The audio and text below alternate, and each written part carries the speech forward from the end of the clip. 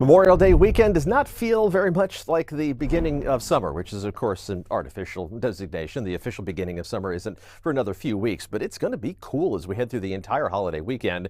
We are going to see sunshine breaking through for inland parts of the Bay Area over the next few hours, but clouds along the coast are going to be impossible to shake, and even around the Bay. San Francisco's not going to see a lot of sunshine over the weekend, and temperatures will stay on the cool side through the weekend and into next week. We're also tracking the possibility of a couple of pop-up showers and thunderstorms over the High Sierra and in Northern California. Let's take a look at the big picture version of Futurecast, and it shows the fog and low cloud cover going back and forth across the Bay Area. There's that shower and thunderstorm activity to our north and to our east. Something to keep in mind if you're going to be hitting the road over the next few hours, heading up into the high country to do some hiking. You want to be aware of the threat of thunderstorms. Have to respect the lightning threat, even though the storms are going to be widely scattered.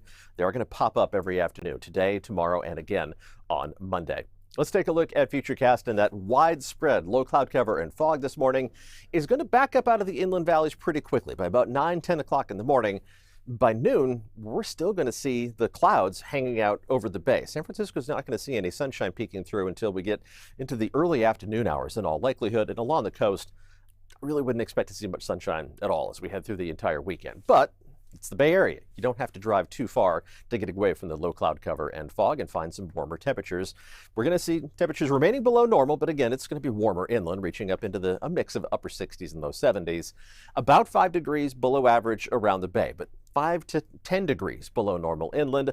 Let's zoom in for a closer look. Only mid to upper 50s along the coast. That's actually pretty close to average for late May. You're the one spot that's getting what you expect in late May. May gray and eventually June gloom.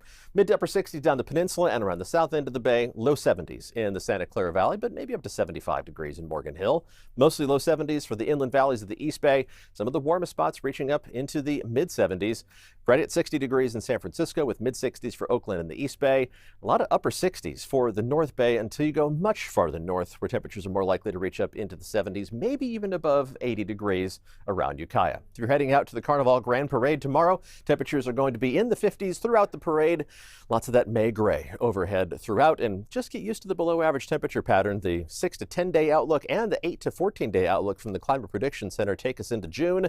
They both show a continuation of the below average temperatures. The 7-day forecast, not much change for San Francisco. Looks like Sunday is going to be the coolest day, but the warmest days aren't going to be that much warmer. We're going to stay in the mid 60s in Oakland, a mix of upper 60s and low 70s for inland parts of the Bay Area. Even once we bounce back Thursday and Friday to slightly closer to normal temperatures for the first couple days of June, we're still going to be running a good 5 to 10 degrees below what is average for this time of year.